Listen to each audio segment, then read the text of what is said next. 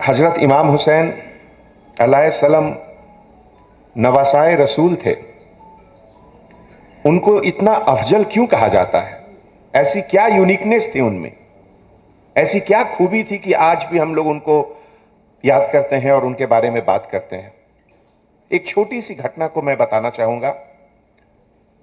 बुजुर्ग लोग मुझे करेक्ट करेंगे अगर हमसे कुछ गलती हुई। जब वो मदीना से करबला के लिए चले, याजीद ने उन्हें खत लिखकर बुलाया था और उनको एहसास था कि शायद वहां बातचीत हो। लेकिन जब वहां पहुंचे तो वहां का नजारा कुछ अलग था।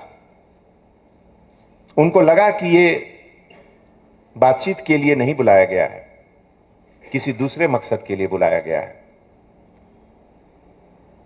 उन्होंने अपने पूरे फॉलोअर 72 फॉलोअर्स को कहा कि याजीद मुझे मारना चाहता है, आप लोग अपने घर वापस चले जाओ। कुछ देर वेट करने के बाद जब उन्होंने देखा कि वो 72 मेंबर्स में से एक भी वापस नहीं गए, तो उनको लगा कि शायद जिसे कहते हैं बुजुर्गों की हया या शर्म, इसके कारण ये लोग वापस नहीं जा रहे हैं। तो उन्होंने अब्बास को कहा कि अब्बास चिराग बुझा दो, अंधेरे में शायद कुछ लोग वापस चले जाएं। अब्बास ने चिराग बुझा दिया। कुछ समय के बाद जब दोबारा चिराग जलाया गया, गिनती बराबर थी, 72 के 72 वही थे। वफादारी, लॉयल्टी, भरोसा, इससे बड़ा और नमूना क्या पेश हो सकता है इतिहास में? जब उन लोग को मालूम है कि पूरे 72 अब मारे जाएंगे, लेकिन फिर भी उसमें से एक भी वापस नहीं गए। उसूल के लिए इंसान आते हैं जाते हैं, लेकिन उसूल ऊपर रहता है।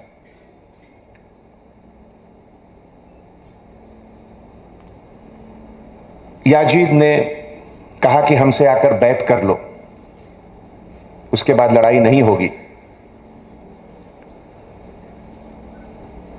लेकिन जैसा कि आप जानते हैं कि उसूल के लिए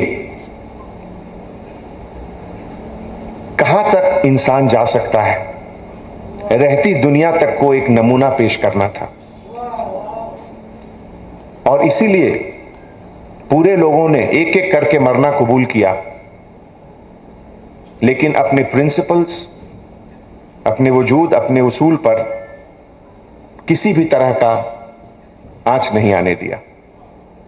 छोटे से छोटे बच्चे, 6 महीने का बच्चा अली असगर, उसको तीर से याजीद के सिपाहियों ने मारा। दरिया पर पहरे लगा दिए गए जिसमें पानी नहीं आ रहा, उसके बाद भी लोग वहां से हिले नहीं। खुद इमाम हुसैन जब सजदे में थे, उस समय तलवार से उनका सर काटा गया। इससे ज्यादा और क्या हो सकता है? लेकिन फिर भी जिसे कहते हैं ट्रुथ, सत्य, जो सही है, उसके सामने थोड़ी सी भी डगमगाहट कहीं नहीं हुई।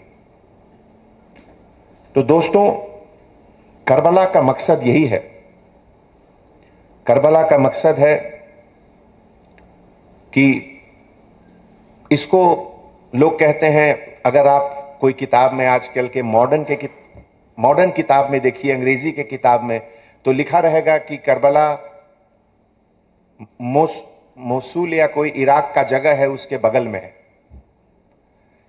कितना छोटा बना दिया जाता है उसको।